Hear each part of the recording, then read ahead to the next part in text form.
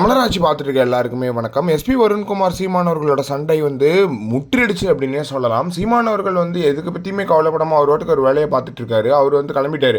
எனக்கு வேலை இருக்குப்பா, கலந்தாய் கூட்டம் இருக்குது அப்படின்னு சொல்லிட்டு சீமானவர்கள் கிளம்பிட்டாரு. இந்த நிலையில் இப்போ நாம் தமிழர் கட்சியிலேருந்து இருந்த 43 பேர் மேலே, சீமானவர்கள் மட்டும் இல்லாமல் 43 பேர் மேலே வழக்கு தொடர்ந்திருக்காரு அப்படின்னே சொல்லலாம். எஸ்பி வருண்குமார் அவர்கள் என்ன காரணம் அப்படின்னு பார்த்தீங்கன்னா, அவதூறு பரப்பும் நாம் தமிழர் கட்சி ஒருங்கிணைப்பாளர் மற்றும் 2 பொறுப்பாளர்கள் மீது மான நஷ்டஈடு வழக்கு தொடர உள்ளதாக எஸ்பி வருண்குமார் சொல்லியிருக்காரு அப்படின்ற மாதிரி சொல்லியிருக்காங்க. இவ்வளோ ட்விட்டர் அக்கௌண்ட்டை எதுக்கு போடணும் அப்படின்றது தெரியல. இவங்க எல்லாருமே வழக்கு தொடர்ந்து என்ன பண்ண போறாரு அப்படின்றது தெரியல. சீமானவர்களை கைது செய்யணும் அப்படின்னு சொல்லிட்டு நீங்கள் ஏதாவது வேலை செய்கிறீங்க அப்படின்னா அது நடக்காது. ஏன்னா 138 வழக்கில் கைது செய்ய முடியாத சீமானவர்கள் 139 வழக்கில் நீங்கள் எப்படி கைது செய்ய போறீங்க அப்படின்றது தெரியல. இது எந்த மாதிரியான ஒரு மனநிலை அப்படின்றது புரியல. சீமானவர்கள் இந்த பிரச்சனை விட்டுருங்க அப்படின்னு சொல்லிட்டாரு.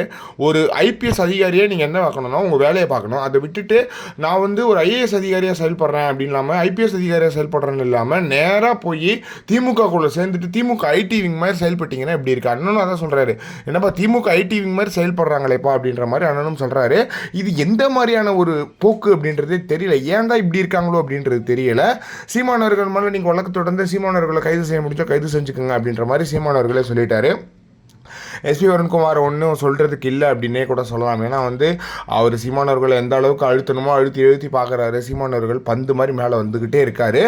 நீங்கள் என்ன தான் பண்ண நினச்சாலும் சீமானவர்களை கைது செய்ய முடியாது. இந்த சண்டையை இதோட விட்டுருங்க, உங்கள் வேலையை பாருங்கள், உங்கள் மக்கள் பணியை பாருங்கள் அப்படின்றதுலையும் எந்த ஒரு மாற்றமே கிடையாது. இதை பற்றி நீங்கள் என்ன நினைக்கிறீங்க அப்படின்றத மறக்காம கமெண்ட் பாக்ஸ்ன்னு சொல்லுங்கள்.